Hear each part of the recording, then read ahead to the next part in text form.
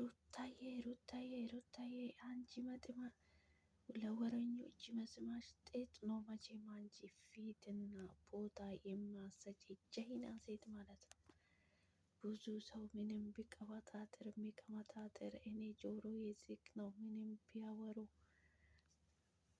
የኔ ጀይና ሴት ሩታ እንግዲህ እጅግ በጣም ብዙ ስድብ እየተሰደበች ነው ማለት ነው።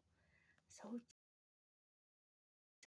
የኛ ወይ የሆነ ክብራችን ወይ ነገራችን እየቀነሱ ወይ የጎዱን ይመስላል ማለት የራሳቸውን አፍ ነው የሚያበላሹት ማለት ነው። እንደዚህ አይነት ሰዎች ሩታዬ እንግዲህ ጭራሽ ፊድንግድግ ድምቅምቅ ሽብርቅርቅ ብላ እንድትመጣ አደረጓት ማለት ነው። እንግዲህ እንዲህ ነው ምቀኛ እያሳድጋል አይደለም የሚባለው። ሩታዬ ወደፊት የኔ ጠንካራ ሴት የኔ ሁብ የኔ ጀይና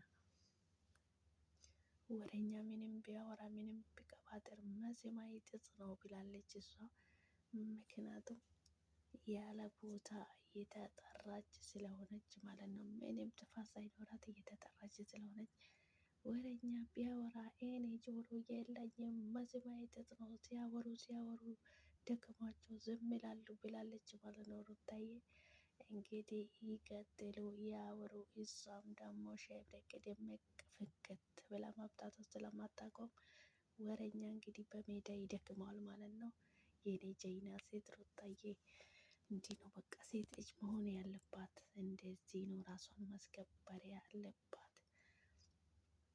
ለሴት ልጅ ክብርም ፍቅርም ይገባታል። የኔ ጀይና ሴት መሆን ያለብሽም እንዲህ ነው። ምንም ቢያወራ እንጂ ክብርሽን አይነኩሽም፣ እንደውም ከፍ ያደርጉሻል እንጂ አንቺን ለመዋረድ የሚጥሩ ሰዎች ራሳቸው ይዋረዳሉ ማለት ነው። የኔ ቅመም የኔ ሽንኩ ሩታዬ እኔ እኮ እንደዚህ እነሱ ተንኮል ሲሰሩ አንቺ ክትክት ብለሽ የምስቅባቸው ቦታ ላይ በጣም ነው ዘና የምታደርግኝ ማለት ነው።